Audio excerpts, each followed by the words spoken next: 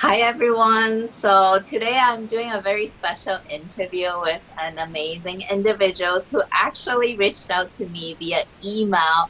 She's one of my College to Calling Summit listeners, and when I got her email, I just felt so much love radiating through that email, and it meant everything to me. She shared a little bit with me about her story. When in her 20s, she actually had a calling, an intuition to do something, but she ignored it because there were people in her lives telling her she needed to do certain things, so she went down a different path against her intuition, which ended up really leaving a lot of negative like impact on her health, on her emotional well-being. So today we have Stephanie here. Stephanie is all the way from the East Coast in Florida, and I'm in Cali. So it's amazing the people that we get to connect with on the internet. So today I just want to really get to know Stephanie a little bit about her story, because I think one of the biggest blessing. And first of all, like thank you, Stephanie, for being here. And I think it's a blessing, like for people like us, a little bit younger, to get to hear the stories of people like you who have walked down the path. And so instead of having us to figure things out through our own trials and tribulations, we can just learn from stories like people like Stephanie. So thank you and welcome so much on this interview. Oh, thank you for inviting me here. I'm blessed to be here. Yay. Awesome. So, me and Stephanie, we just got connected to like literally just on this call other than email. So I don't know too much about Stephanie. So why don't you tell us a little bit about like who you are, what do you do now? Yeah. Sure. Okay, so I'm on the East Coast. I live in Florida by the ocean. I'm just steps away. And my whole path brought me here completely unplanned. Just as you mentioned, I graduated from a 4-year university, and that was in New York. I grew up actually in Connecticut, and I knew from an early age I had this connection with travel and culture. And like you, I'm actually first generation, so you were actually born overseas, but I'm first generation. So my sister and I were the first ones to go to college. And for us, even to go to school out of state was a big deal and a lot of work. And you feel almost, um, there's like this internal struggle within you, right? That like you have this opportunity that your other family members hadn't had prior, but something feels off, right? Like what when you're in that process, you're learning and you're growing, and it's less about the degree and more about the life experience. I've come to see it as, and each thing like a stepping stone of growth, like kind of growing in a spiral upwards as opposed to the timeline. But finding my voice was the biggest thing. And so it's all interconnected with how I got here, right? To be able to speak, to put words to an inner voice, and to let that guide you. And so I know at the beginning you said like learning from our peers that may be further along so that we don't make the same mistakes. And it's less about making the mistakes but more about just in the learnings and knowing that wherever you are, like on your path, whatever you're going through, finding comfort that other people have walked in those similar situations and have like come out on the other side by stepping into like authorship and creativity in making something of that, instead of like staying in this place of victimhood, like I'm never going to get out, or it worked for you but it's not going to work for me. And I think knowing that, especially like people coming from very little, and I, like you, I know you spoke to this in one of your interviews, like wanting to care for your parents and et cetera, that first and foremost, we need to learn to take care of ourselves. And for me, that really means listening to our own inner guidance. And so for each person, that's differently. And that led to like a whole, from the graduating college to taking the full-time job that was once an internship that led to the full-time job, to traveling the world, to knowing that was not what was really in alignment with what was inside of me, even though it doesn't have a word. Like some people have, like growing up, I want to be a doctor, I want to be a lawyer.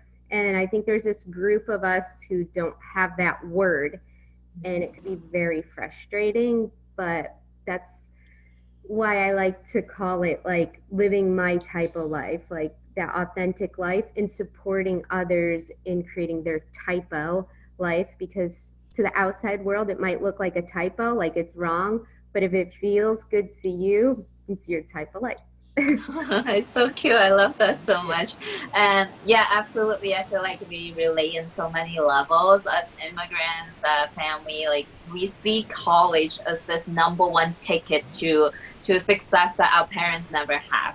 It's the way that we can give back to our parents, all the sacrifices, things like that. So when you were in college, like what were your definition of success? Like what were your goals for after college? What did you wanted to do after that?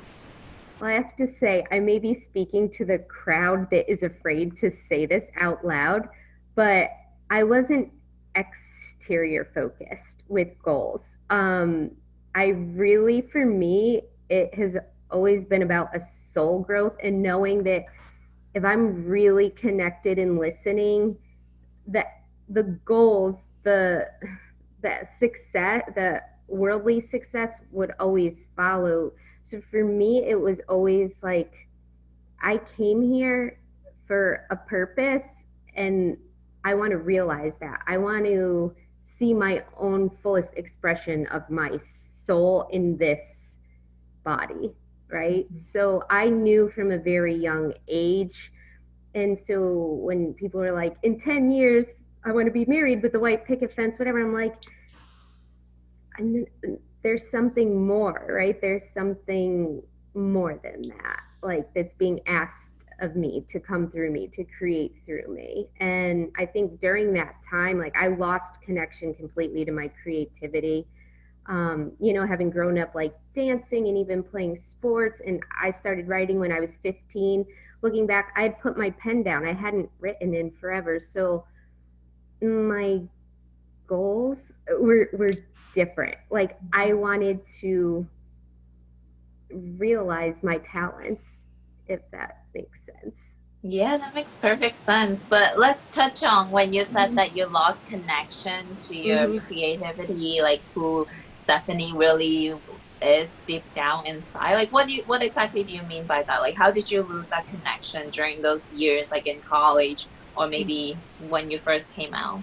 Mm-hmm. Just that is working school, in school full time and working, and then working full time and not doing anything that really brought me joy. Right. And just kind of like going through the motions. I know for many too, like I can speak to this, being in a commute and stuck in traffic was really draining. And music is a huge part of my life, and to hear music and not feel the music, like I knew I wasn't in tune. As I said, like I wasn't picking up a pen and writing. I hadn't taken dance classes in years. So it really was just going through the motions, and that's it. Like another thing I'm sure for a lot of people is like this, the stress we put on ourselves to maintain a certain GPA, to keep scholarships and funding, and student loans to pay off. I know all of it. So it was really just being in in this concrete jungle type thing. And I missed so much, like now being by the water, just like the rhythm of like nature and watching the sunrise and the sunset and seeing how everything does have a pattern and like a cycle. And I wasn't in tune with my own, like honoring when I needed to rest more or what I needed to eat. I couldn't hear what I needed. I was just on overdrive. Yeah, I love this so much, and it's funny because that's why we connected from literally we didn't know each other, but we connected because we really think on a very similar level. Because just yesterday, I made a video on Facebook talking about like when we are going through depressions, like unhappiness, it's because we are losing connection to who we really are. And that's Mhm. when what I mean by that is like really saying no to things that really makes our hearts sing, and over time we just slowly lose that connection. So that's exactly what you just mentioned, but I want you to touch more on like what you shared with me off camera earlier before we hit the record button. Mhm. You mentioned something about Spain, and then what happened and what was the consequence of not following that intuition? Well, again, everything is a lesson, and I want to preface that with saying everything that I learned through the process is such a foundation and a base for me now that I don't find myself in states of like frenzy of like I have to do this on my own. I found how resourceful we can be when we're on our own and put in these situations. So I never want to say that don't do like don't not do something, don't do, there is no right and wrong. So I just want to say that. But as I had shared with you earlier, when I was a junior in college, I had studied abroad, and it was just I had left maybe 2 or 3 months right after 9/11 had happened. So at that time, there was a lot of like scare with travel. And I know a lot of people had changed their plans and decided not to go abroad. And I followed my intuition. It was something I had always known probably since I was like 16. And I felt at home and I felt at peace, honestly, for the first time in my life. And there was something lighting me up and calling me. And this is like what I speak to. Like, it doesn't have words, right? But it's a knowing and it's a feeling state. And it kept telling me, directing me that that's where my next step would be after college. And I came back to the US to finish my last year and told my family that this was what I wanted to do, and it didn't go over very well. And again, it was from a loving place, having, your entire family be from somewhere else to come to the US to you for you to tell them that I want to now leave after everything you sacrificed for me to come here. And then my mom and my boyfriend at the time were both hospitalized. My boyfriend wound up with MS, and my mom had health issues most of my life. And just all of that coupled with the pressure of you need to like get that real job, and words like cobra, like health insurance and student loan is going to start. And I didn't have an outlet like how we do today. With like the internet connection like this, like it was still young and social media didn't exist, and there weren't um, people in their 30s and 40s speaking to their own experiences like that. I feel like they weren't as open, right? So I didn't feel like I had an outlet. Like, am I the only one that's crazy? Like, I don't, and I know intuitively, but I don't know how to explain why I'm supposed to be doing XYZ and not following everyone else's path. So I kind of bargained with myself and was like, I'll do it for a year. I'll just stay for a year and then I'll go. And I would like circle on like the calendar, like when payroll, like, etc. And it just wasn't happening, right? Like time was passing, like I was passing lots of time. And the connection kept getting lost. And just to cut short, like when I was 26, I had the opportunity to go back, funded by a government program, to teach English in like a rural school there. And we didn't get to choose where we got to go, but I jumped on the opportunity and they sponsored our visa for the year. And I got there, and like within less than 2 months, I fell really ill. And it was just like my body completely like shutting down after all those years of going against myself. And I wound up in the hospital, in a rural part of Spain, so not where I had studied abroad. And like honestly, like with my last breaths, like two of my organs started to shut down. Like my body weight was dropping like 10 pounds, like a day. Like it was something ridiculous. I wound up to like 72 pounds. So it's very like if there's listeners out there who are like really like whatever it may be where it feels like that against their whatever it is their higher self, I just say like take a moment to really listen and honor that and spend time, whether it's journaling over it or asking yourself like what is the payoff, what is it costing me to not listen to what I'm here to do, to create, to serve, to be, who am I? um, and then I knew when I was there, I kept getting this hit Florida. So I ended up staying. I fulfilled like my duty. I like kind of like like did like physical therapy rehab on my own, and like I was very dedicated and committed again. Like this bigger purpose is what like got me out of that, if that makes sense. Because there was like no treatment, no like medical treat. They're just like you're like going to be like I don't know, you bounce back. And so I came back to the US, and I again knowing nobody, I came with 2 suitcases to Florida and rebuilt like a whole life here 9 years ago. Oh, Mm-hmm. wow. That is such a powerful story, Stephanie. Thank you for sharing that. And, I feel like a lot of times in our life, like sometimes when we continuously say no to the things that's calling us, sometimes life is just going to make it happen for you, but it's usually not that pretty and it's No. usually very tragic. So when we start to feel that, like, that heaviness in your heart, you just gotta really trust that, listen, tune into those feelings. Because when I decided to quit my job to before being an entrepreneur, I was teaching preschool. And I love kids. I love kids so much. They were like so precious. I loved being there with them, but I hated being a preschool teacher at a conventional school system. So like every single day when I showed up to work, I just felt this heaviness in my heart.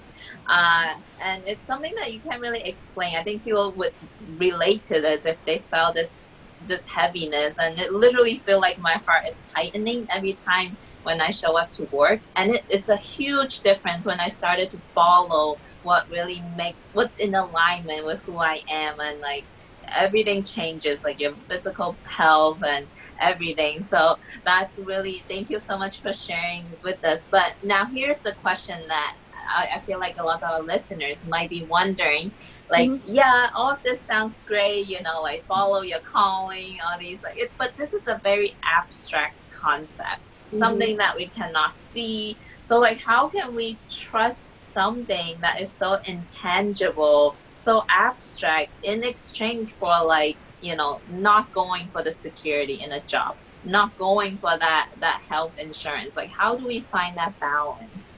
Mm-hmm. I always say start small. And in today's world, we see a lot of overnight what we perceive to be right, but starting small and you see for yourself, right? Like action cures fear. So you don't have to say tomorrow go quit your job and like pack a bag and move. Everybody has their own life circumstances, but it could be like for some people, it could simply be like, well, this week I'm going to change my routine around and start experimenting. And I always say, like, you're a freshman to your next step, right? So, what is it that you can do today that's going to spark, like, because you might have this idea that you do want to be an entrepreneur, but then do you really like, or is it what is it that you really want? Do you really want more time, freedom, et cetera, et cetera? Well, are you like every day after work going and calling your friends and complaining that you have no more time, or are you like sending that email to your boss or a coworker, can we sit down and talk about what's not working? So it's kind of like taking a step back again and starting small, like exploring. And it doesn't have to be so scary, right? But when you do know, like I know you're speaking about going overseas. It's not like you're doing your homework before, right? It's not like you're just gone and like landing. So it's a dance, and it's a dance between like that go and the faith and the trust and what will like working from where you are. Yes, definitely. You literally took the words out of my Yeah. mind. I was thinking like life is really like a dance. The more we like take one step forward, the more it will open up that door for us and show us the path. But one thing, like you mentioned, like it's not like the next day we are going to be overseas, pack a bag. It's not like that. But one thing that I do notice, like in my own journey and in people that I speak to, successful people who have created something amazing, the number one thing that all of us do is to just make a decision. Like we don't need to know how it's going to happen. Like we just have to say, okay, this is what I'm doing and I'm going to do it no matter what. And Yeah. that's when you will start to see like the solutions, the path. But until that happens, like nothing will ever change. So that's really the first step. And taking it small is a really good way to not, trigger all these fears that can come up when we are making such a big shift. So Stephanie, what do you do nowadays? Like, what is your career path? What makes you happy? Like, what makes your soul light up? This connecting with people like you really, but it's coaching and just connecting people back to their own inner guidance so that they really begin to go live and experience that out in the world. Like what really lights me up is like getting people into the real conversation, like that authentic, not like how's the weather, okay, like what's new, but like really like what is that inside of you that like you it does light you up, but that you're so scared to share with the world. So just just that energy, and really knowing that it's possible, right? And that there is someone out there that does understand. They don't need to like fully get that intangible part in you, but that understands how that works. So it's Yeah. supporting people on their path. I love it. And I can just seeing you from the other side, even from a screen, like I can see that you're truly happy and you're radiating. And like I just like imagine if Stephanie were to never bounce back from like whatever that was and continue to say no to her own intuition, her calling. Like I can just imagine that path that if you were to take, and but because you did eventually follow your own calling and stepping into who you really are. And now you not only have you created a better life for yourself, like you're also blessing so many people out there and helping them, showing them the way. So like I think this is really important for our listeners to understand this. Like, when we are stepping into who we are, sometimes it's not just for ourselves. Like it's for people that are waiting for you to really bring your unique gifts out there, and there's something that only you have to offer. So like until you step into that version of who you are, like that gift is just buried inside and you don't know who's out there who needs you right now. So thank you, Stephanie. um Like we were saying before, like we're the answer to someone else's prayer, even though they may not even know it yet. But mhm. you come into their life and you shine a light and you kind of wake them up to their own light. And that's what it is. Yeah. And so how's it like living in Florida? Do you like it over there? I definitely love the ocean. The ocean is like in the center, like my biggest teachers. Honestly, I've read all the books and done all the work for a long time, but I just find so much wisdom, so much peace, and so much connection to like that part of nature, the ocean and the sun specifically. And so that's also something else, like bringing together small personalized like one-on-one retreats by the water to be able to connect people back to that, and so that they can hear, and create from that space like less less is more, right? Mhm. And yeah, of wherever there's water, it's salt water and sunshine. Oh, I love that so much. So, what is your definition of success now? Like after going through all your experiences, like how would you define success? Definitely trusting and listening to that inner voice and allowing that to guide each area of your life. So, experiencing joy, growth, and connection in all of those areas, relationships, home, work, it's all interconnected, health. So, it really, to me, success is following what feels like truth for you and showing up as who you really are authentically. And what would you say are like your number one biggest like blessings or rewards from making this decision to finally listen to that inner voice of Stephanie and living true to who you are? It feels so good to be yourself. Like, honestly, like there's just a sense of peace, just to be you, and the amount of energy that you like use trying to be someone other than is exhausting, and it does create, like we've talked about, a lot of body breakdown issues, but it just feels just peaceful and joyful to be yourself. Yeah. Yeah, yeah, And absolutely. we need to share that more with the world. Like, it's okay to be you.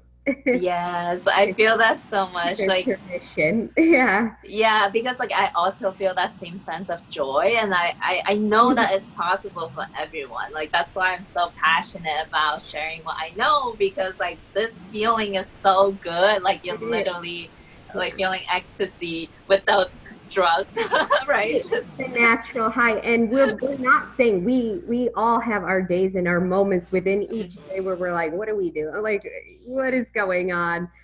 But it's a consistent sense of, and it's something, right, that's like from deeper than this, like a superficial place. And that's why when I first saw you speaking with Lisa in the summit, I was like, you remind me of a younger version of me, just like fired up about life, and like, what is what truth feels like for you. yes, yes. And I'm excited though because I do genuinely feel there's a massive consciousness, like collective consciousness rising up as a whole. So like more and more people are starting to realize their own power and what success truly means. So I'm really excited about that.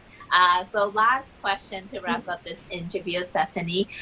So for our listeners listening right now, if they're still kind of on the verge of like, okay, yeah, this all sounds nice, but I've got student loans to take care of. I've got jobs to find. I've got parents trying to tell me I need to do this and do that. So, what kind of advice would you give these people? Or even think of yourself as Stephanie when she first came out of college. Like, what advice would you give yourself knowing what you know now? The word that came straight to me, and it's what you said right at the beginning in my shirt. It's like love. Like, what would love say? What would love do? Like, the love, like the truth of who you are, right? Like, so maybe put yourself in, like, 10, 15, 20 years ahead, like in my shoes, like you, and be like, what would she be like celebrating about me, that the decisions that I, like you said, the decisions that I'm deciding now, like what would she be like celebrating about now? Like, what would she say, or what would he say? What would he do? Like, from that place of, like, we don't have to approach it all from the decisions from a place of fear. That's like the biggest thing, like making all of those decisions from a place of like real love and self-love, and it'll be a difference. Oh, yes. The feeling of love is really, it's powerful, and it definitely takes practice for us to really tune into that and implement that in our lives. So again, Stephanie, I'm so glad we got connected. I love making friends from all over the world. And thank you so much for sharing your light and your amazing story and your blessing to our listeners. And for everyone listening, I would love to know what your biggest takeaway was from this interview. And if you want to get connected with Stephanie, Stephanie, how can our listeners find you online? Yeah, absolutely. You can find me at my website. It's stephmancini.com. You could share it if you want. And my email, steph@stephmancini.com. Everything will be redirected. If you have any questions at all, feel free. But you're doing beautiful work in the world and keep radiating that smile because it's contagious. I know all of your listeners are smiling. Yeah, you're definitely not the first one that told me my smile is It contagious. is, it is. It's all about the energy. So sometimes we just need this boost to remind ourselves that we have it within each of us. So Yes, absolutely. Okay, well, thank you, Stephanie, for your time, and thank you, everyone, for tuning in, and we'll see you next it time. sounds great. Bye.